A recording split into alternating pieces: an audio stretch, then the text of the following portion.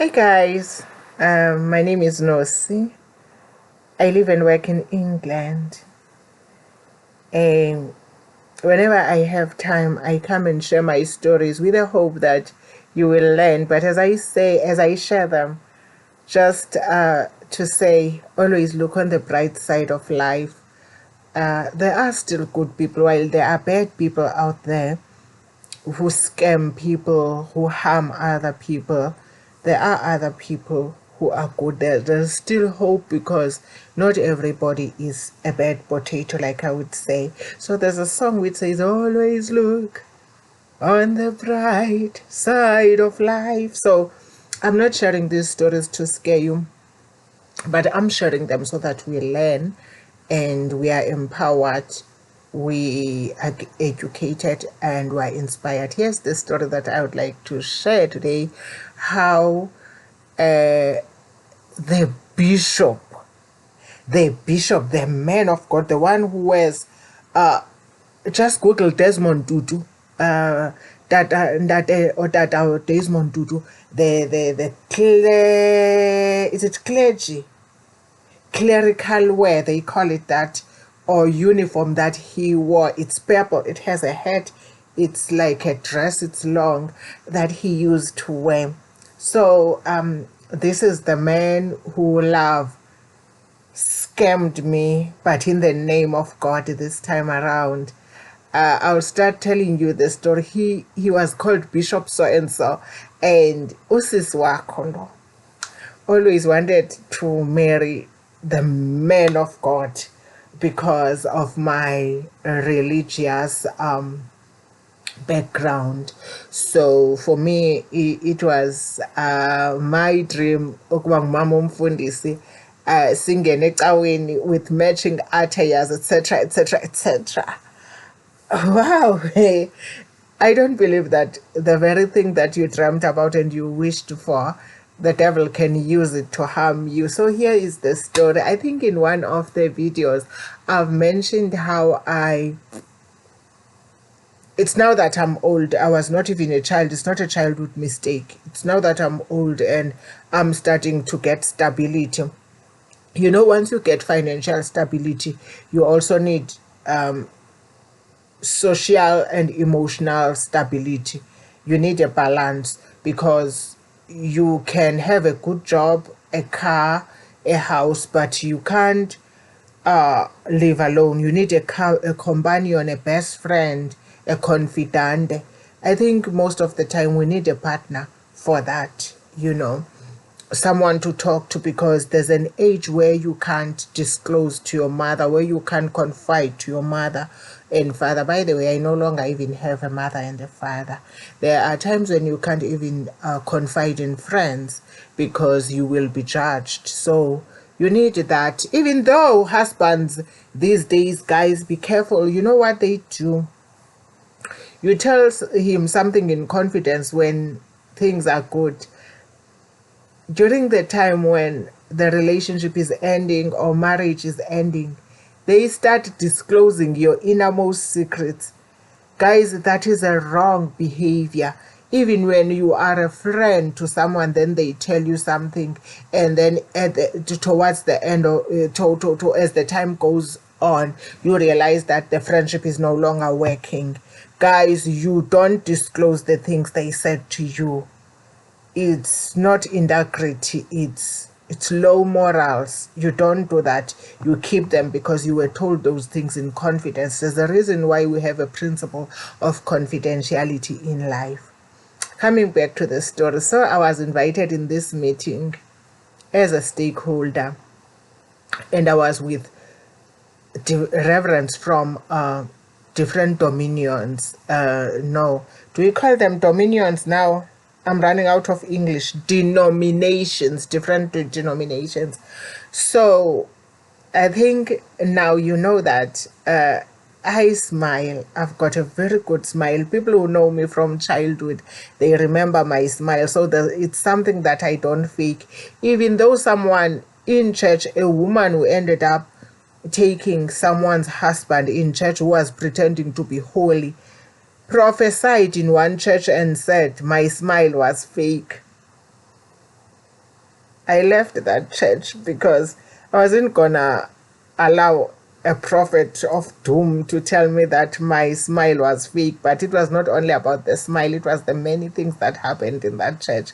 Then I left. She said, she said my smile was fake. And it's something that I can't fake. Sometimes I don't even want to smile. It happens naturally. So I'm that. And as I explained, I present myself as too nice to an extent that people make assumptions that I don't get upset. And some have called me sensitive, some have called me fragile. I don't know. I would like to believe that I just have boundaries that I don't allow people to cross. While I'm nice, you don't cross certain boundaries. Then I call you into order. Then people get shocked because people are not looking for partners or for wives. They are looking for doormats, someone who's going to say yes, sir to them and not challenge them. But you need to be challenged. You don't live in an island. You need someone to challenge you, to challenge the way you think, the way you treat people, and the way you talk. You can't start it, and then when a person defend their territory or their turf, you start labeling them as mean, as sensitive, as fragile, or whatever. That's one thing I don't do. While I'm extremely nice, I've got a boundary that people are not allowed to cross. That's who I am. Now let's go back. So I was nice, and they also have this assumption that I have money, and sometimes I don't have it, But I'm a hardworking person. I've worked for everything that I have. I've pulled my family out of poverty, and all of that, Now let's cut the story back to the story. So I was driving in and out of the meetings, but they were sleeping there in that venue, all the pastors, but I was driving in and out because I was coming also as a stakeholder, and I was not a pastor, but I was just invited with the pastors and reverends and bishops, all these men of God. When I say I've been hurt, when you try to find a husband, you'll find out that you try online dating, you get hurt. You try church dating, you get hurt. You try meeting someone and date them, you get hurt. There is no formula. It's only God who knows who your match is and who your partner is. So I'm sharing these stories so that we learn and have these conversations. Now, this one was a man of God. I've talked about my lecturer who was a scammer and who was a love scammer. I've talked about my online man, Christian dating man that I met who was a scammer.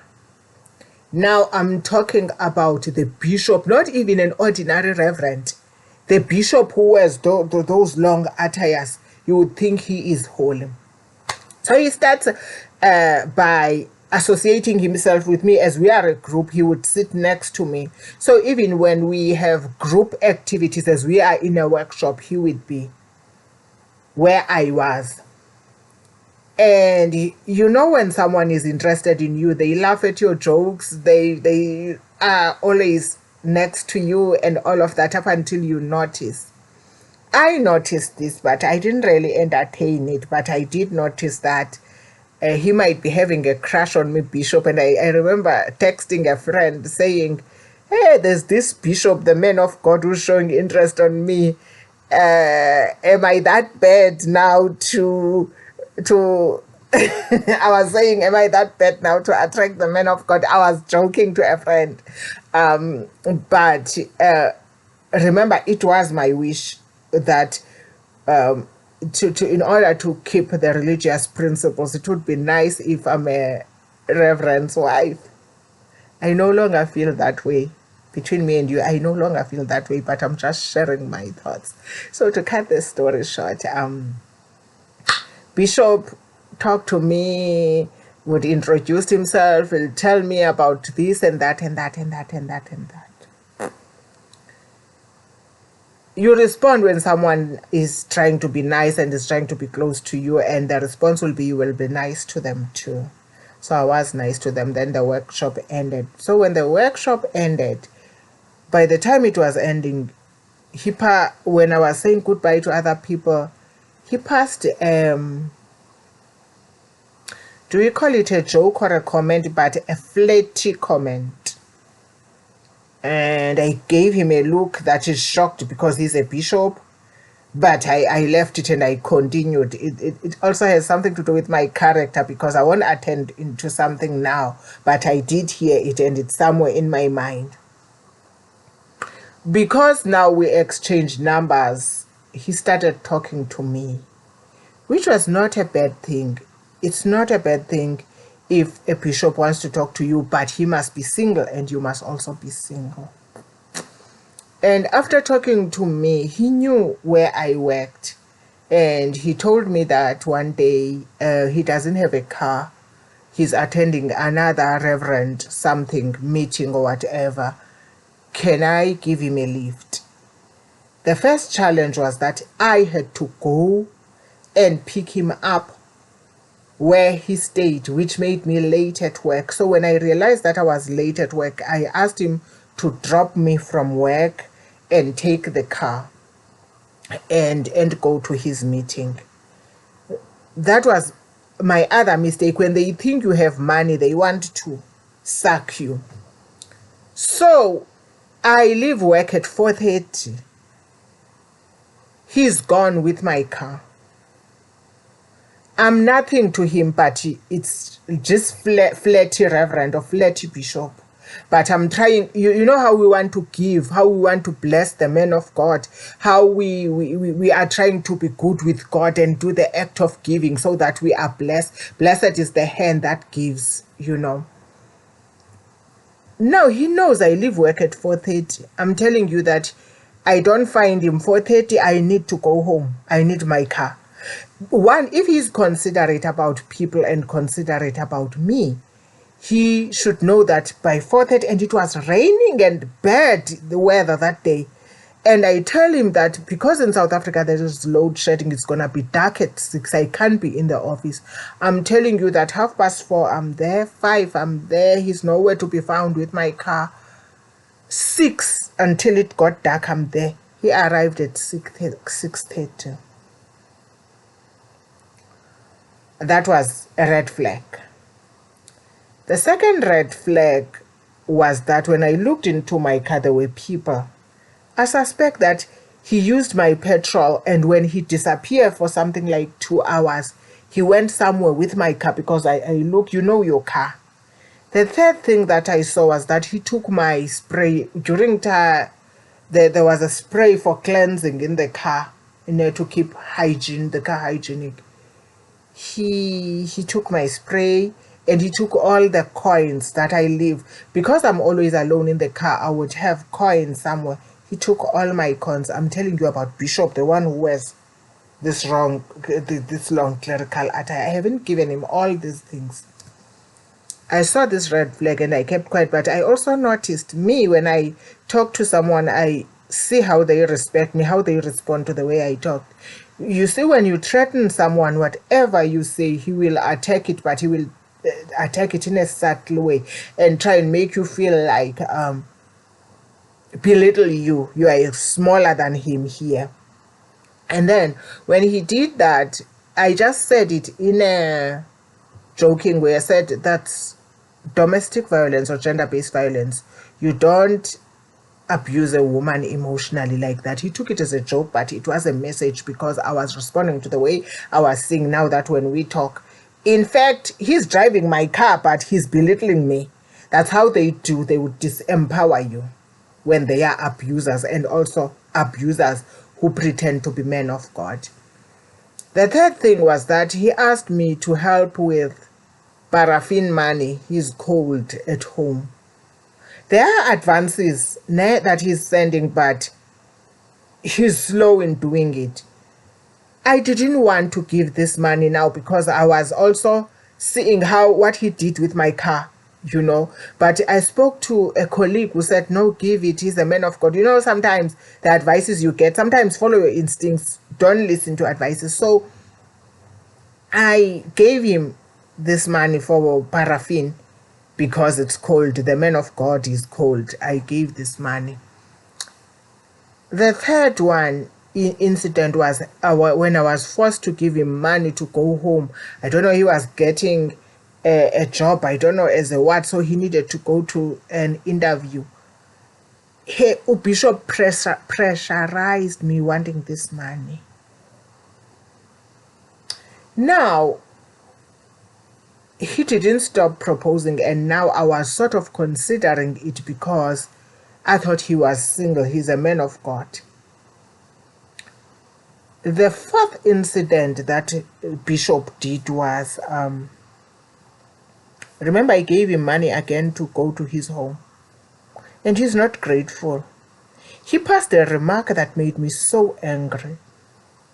But that said, I was stupid because of directions. When you know, with these people, there are people who would say something jokingly, but they have passed a comment. Then now I was seeing the kind of a person which was making me hesitant into agreeing to be his girlfriend, that this is an emotional abuser. This one will not beat you, but he will abuse you psychologically and emotionally. And he acts like an activist even in communities for gender-based violence, but he does not even understand what gender-based violence, because when you are a woman and you threaten him psychologically, he would attack you in a subtle way. So to cut the story short, I responded to him now because I thought, let me jokingly also respond. I said, I can't be stupid because I have 6 degrees and I don't like what you are saying to me. There are words, again, that you are not allowed to say to me. You are not allowed to say I'm stupid. It's one of the words that you are not allowed. You are not allowed to say to anybody that they are stupid. In general, you are not allowed to judge people. Who died and made you perfect so that you can point fingers to other people? Because while you point a finger to other people, 3 fingers are pointing at you.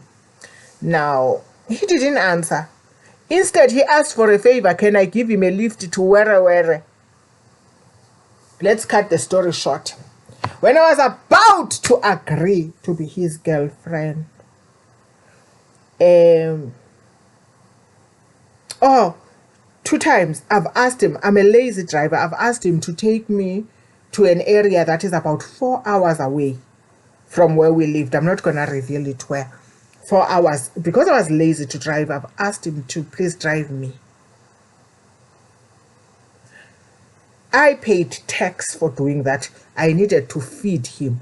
And moreover, I needed to also tolerate his abuse of me in a subtle way.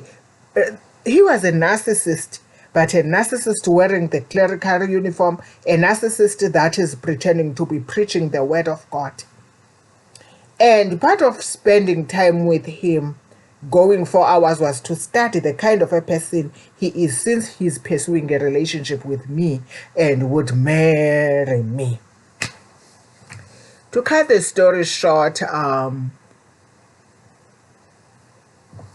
in the second incident, we came back late, very late, and now as a woman it was going to be dangerous for me to drive him to his home at night and come back alone. So what I did was I say, take the car, then return it when it's daylight, then I can take you home tomorrow, because I'm not working tomorrow because I'm not feeling well. He was supposed to return my car in the afternoon because I needed to go somewhere. I can't remember where I'm supposed to go. I'm telling you that it was the same story the whole day. I can't find my car. And when he brought it, the petrol gauge was red. He's used all my petrol. Again, I'm thinking he was taking people, renting, like being Ipela, like being a taxi with my car, because you would see that the car is dirty. There were people, but I don't know what he was doing with my car. That's when I took a decision that Oh, I haven't heard that he's married. Now I dig more information. Remember, I've been through getting hurt. Now I'm collecting evidence before I engage myself in a love relationship. You do know what? When I realized that he got married, he's married, and he's playing me, and he's using me for money, and he's using my car and everything. You know what I did? I kept quiet. Then soon it was going to be his birthday. He insinuated that he would like me to buy him a phone, an iPhone, for his birthday. And I was like, in my mind, you must be mad. But I didn't tell him. I kept quiet. So when his birthday came, I already have this information, but I need to call him into order now. Remember how they strategically groom you before they hurt you, especially the so-called men of God. They would give you mixed messages, but they are close to you. That's what they do. So when the birthday came, he called 5 times. I wasn't taking his call. The 5th time, I texted him. I said, do not ever call me. Do not ever text me. Do not ever send me a WhatsApp message. And then after that, I blocked him. That's how I said goodbye to the lying man of God who was married and was pursuing me while married. And during that time, he was sucking me money, borrowing my car. If it was on full tank, it will come back zero. He was emotionally and psychologically abusing me in a subtle way, like he's joking, but the message is past that that belittles you. And then I blocked him from my phone. I stopped talking to him. Now, the other one, the gutsy one also, who also stole my idea on something, because now I was engaging with these pastors and reverends, this group of them. He had the audacity to ask me, why did I borrow that man my car? Now, I explained to him how it happened. He asked for a lift. He doesn't have a car.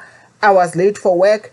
I gave him my car to bring me back, but I didn't tell the whole story that he picked me up late and all of that. But also this one was crossing the boundaries, because he's telling me this when I'm dropping him home, because he asked me to drop him home, but this one didn't do advances on me, but he stole my idea and made it his and undermined me and all of that. But it's another story for another day. That's when I closed the deal with the evil Reverend Bishop. Then maybe 6 months after this thing happened, he sent a message. You know, when you change a phone, you go to a new phone, it unblocks the person, something like that. I didn't know that he got unblocked, but I saw a message that says, but I miss you. I blocked again. That is how I parted ways with the evil bishop.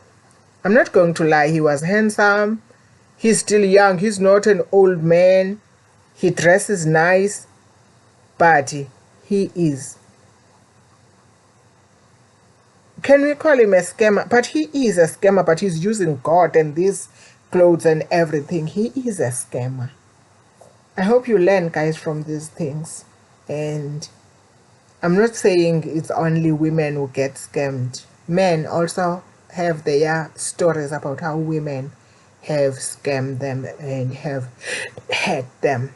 I hope you learn from these stories. God bless you. Take care. Bye.